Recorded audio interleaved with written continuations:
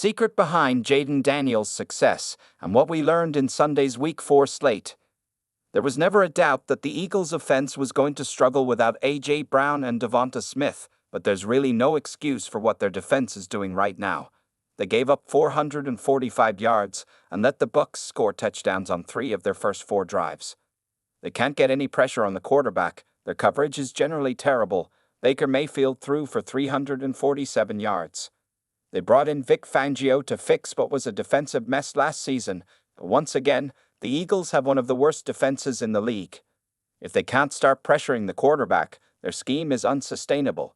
They have 6 sacks this season in 4 games, after the 2 they had on Sunday.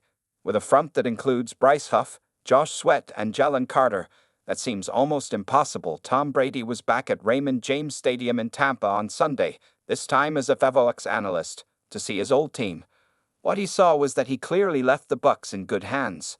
Baker Mayfield may have been picked up off the scrap heap last year, but he sure looks like he wasn't just a one-year revival.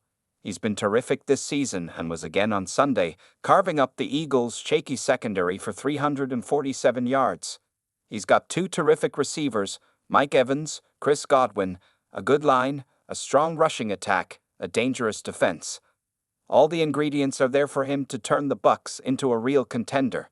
Mayfield still has a lot to prove, but he really does look like the old Mayfield, the one who had enough talent to once be the #1 overall pick in the 2018 NFL Draft.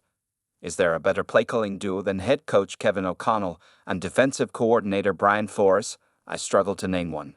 Time after time, quarterback Sam Darnold has delivered, making excellent decisions and getting the ball into the hands of Minnesota's myriad playmakers. Surrounded by this much talent and this head coach, Darnold never needed to be a world beater, and yet he's thrown for multiple scores in every game this season.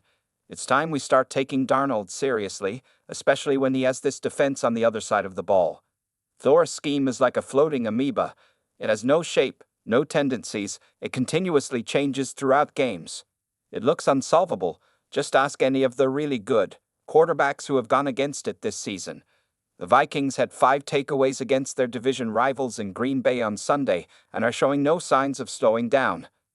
Just when it seemed Matt LaFleur had started to figure out the aforementioned defense at the end of the 3rd quarter on Sunday against the Vikings, the Packers continued to shoot themselves in the foot. The good news is that hasn't been a pattern and looks to be more like an anomaly. LaFleur switched his entire offensive scheme with Malik Willis at the helm in quarterback Jordan Love's absence. Getting Love back this week, LaFleur switched it back, and it was up and down in a performance marred by penalties and drops. But it was also against the best defense the Packers have seen this year. Playing from behind also got the Packers out of their offensive rhythm, which should have included running back Josh Jacobs a lot more.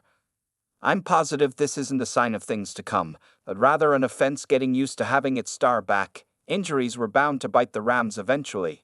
Quarterback Matthew Stafford is one of the best when it comes to getting the ball out quickly and recognizing pressure.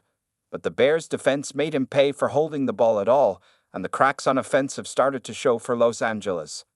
The good news is that should get better for the Rams when they get their top 2 receivers back, Puka Nacua and Cooper Kupp. In even better news, the Rams' defensive front looks phenomenal. Collegiate teammates Jared Verse and Braden Fisk are a heck of a tandem and are wreaking havoc. Once Sean McVay's unit gets healthy, they should prove to be a much better team. Until then, it's not going to be easy going.